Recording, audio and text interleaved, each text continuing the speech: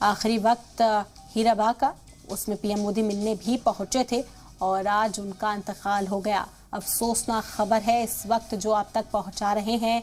UN Mehta अस्पताल में हीराबा ने अपनी आखिरी सांस ली।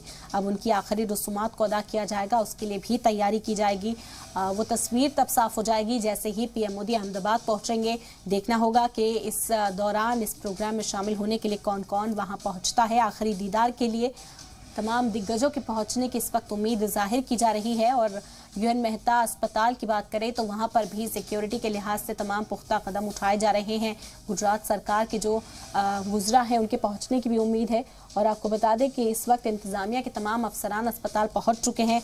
चेकिंग वहां पर शुरू कर दी गई है। जो खैर ज़रूरी कामों से लोग अस्पताल में मौजूद हैं उन्हें भी बाहर किया जा रहा है। और अब एंट्री के लिए भी ID प्रूफ चेक किए जाएंगे और बहुत ज़रूरी जो पेशेंट्स हैं उनके तीमारदार हैं उन्हें ही दाखिल होने दिया जाएगा अस्पताल के अंदर।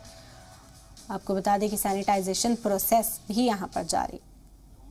तकरीबन इस पड़ाव पर थी कि जहां बहुत ज़्यादा अगर आप बीमार हो जाते हैं तो काफ़ी मुश्किल होता है। तो जिस तरह की स्थिति थी, लगातार देश भर में प्रार्थनाएं हो रही थी, यज्ञ हो रहे थे। हमने देखे कई शहरों में दुआएं हो रही थी कि वो जल्द रिकवर करें।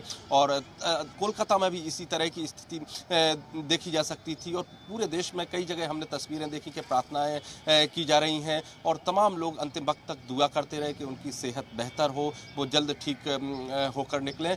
और तमाम आपने देखिए तमाम नेताओं के ट्वीट्स भी आ रहे हैं अक्रॉस द पार्टी लाइन। देश भर के जो तमाम बड़े नेता हैं और यहाँ तक कि कॉमन मैन भी, क्योंकि प्रधानमंत्री जब भी अहमदाबाद जाते थे अपनी माता से मिलते थे, कोई चुनाव होता था उसके पहले माता जी से मिलने जाते थे, अपनी माँ से मिलने जाते थे।